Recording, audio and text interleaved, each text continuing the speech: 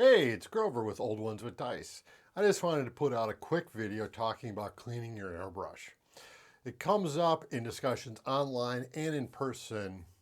Whenever you're talking about airbrushing, someone will say, "Oh, I don't want to airbrush. It takes way too long to clean them. It's such a pain in the ass. I don't even want to deal with it." Now, recently in our local paint club, somebody said this again. He said he has an airbrush. He doesn't use it much because it's such a pain. And I had the opportunity to really ask him, it's like, well, what are you doing? And he described that process. I'm guessing he had one of those inexpensive masters where you have to use a wrench to take out the nozzle, take it apart. And he was doing this. He was completely dismantling that airbrush and cleaning each individual piece and reassembling every time he changed color, every time he was working on a project. And I told him, man, you don't have to do that. And I described my technique, and he was like, wow, okay, that's way easier. And he said he's going to try to give it a shot. So what I'm going to do is I'm going to switch over to the airbrush booth, and I'm going to show you the technique that I use for cleaning out the airbrush. Specifically, I'm using a Badger Patriot 105. This is my workhorse airbrush. I use it on every single project I work on, even if it's just priming, but it's used all the time. I've had it for quite a few years, and this is the technique I've been using for the last few years that I kind of came up with that allows me to quickly and efficiently clean this thing and flush out between the colors. So take a look. Tell me in the comments what you think. Tell me how I could be doing this better. You know, there might be ways I can save even more time. So anyway, I hope you enjoy and see you on the next one. All right, getting started with cleaning your airbrush. There's a few things you're going to need ahead of time. First is a wash bottle. I picked this up particularly from Amazon. It's a few bucks. They normally come with a siphon tube so you can spray upright. My actual bucket I use for cleaning is actually on the floor, so I tend to hold it upside down.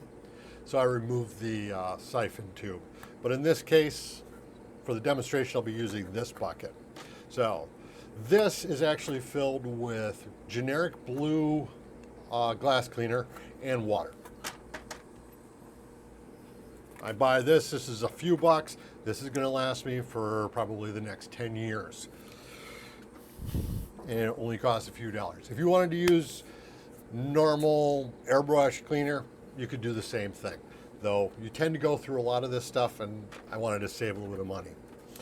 Next, you're going to need a brush. This, we'll see, this is for cleaning out the inside cup, the paint cup.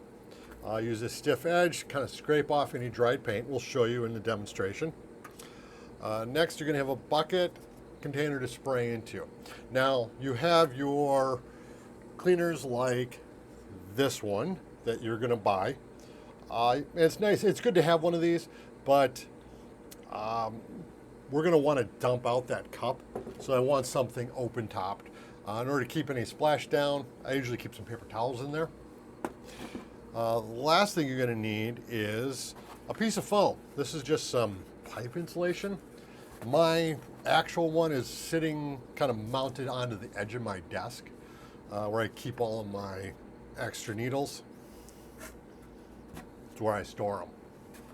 Now, we'll go through this. Will make a little bit more sense once we go through the demonstration.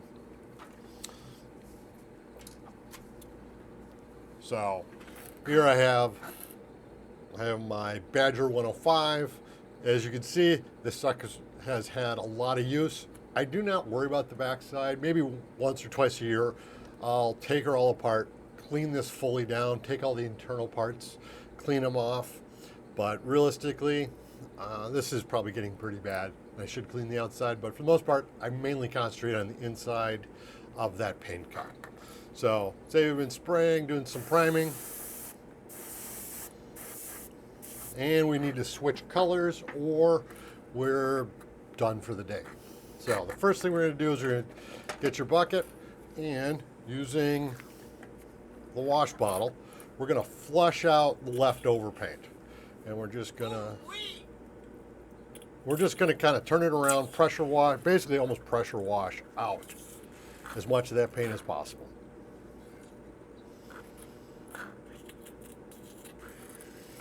As you can see, we got most of that paint is out of there. With a little bit of liquid inside there, we're going to take that stiff brush and let's see if you can see it. You can see there's kind of a ring of dried paint. Make sure you get that cleaned off. Usually just scrape it out. Very important, do not spray at this point. You do not want those dried bits of paint inside your airbrush. Make sure you flush that completely out.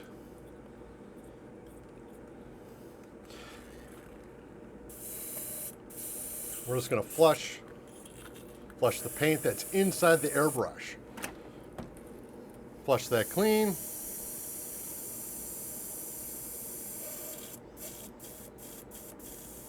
Now at this point, if I was simply changing colors, I'd stop at this point. Inside is clean, and I would add a new color. Just continue on with whatever project I'm working on. Assuming you're done for the day, then you're going to want to clean out that needle. So first thing we do at this point, I'm just going to take my needle out. This is a really good advantage of the Badger airbrushes. I know the Badger 105, the Sotar all have the ability to remove this needle without having to disassemble the airbrush at all. So that's what your little foam's for. Now I'm not even going to worry about cleaning it. Next time I add it back in my airbrush, if there's any paint on here, what I'm going to do is take a little piece of steel wool, clean it up. That also helps me check to make sure that there's no damage to that tip, which is the #1 reason why I end up replacing needles is I bang it against something. But for the most part, we're just going to store it there. And we're going to go back to the airbrush. Now there's still going to be paint residue inside the airbrush. We need to get that out. We go back to our bucket. Now without the needle in there, we're just going to spray it out.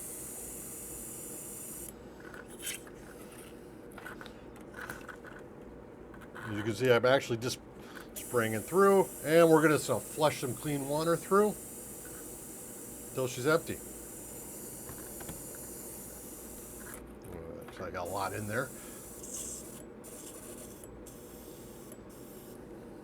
Now, if you wanted to, you could drop a little bit of airbrush oil in there, spray it in there, lube everything up. I generally don't. Maybe if I know I'm not going to get back to the airbrush for a while, I will. But for the most part, at this point, I'm done.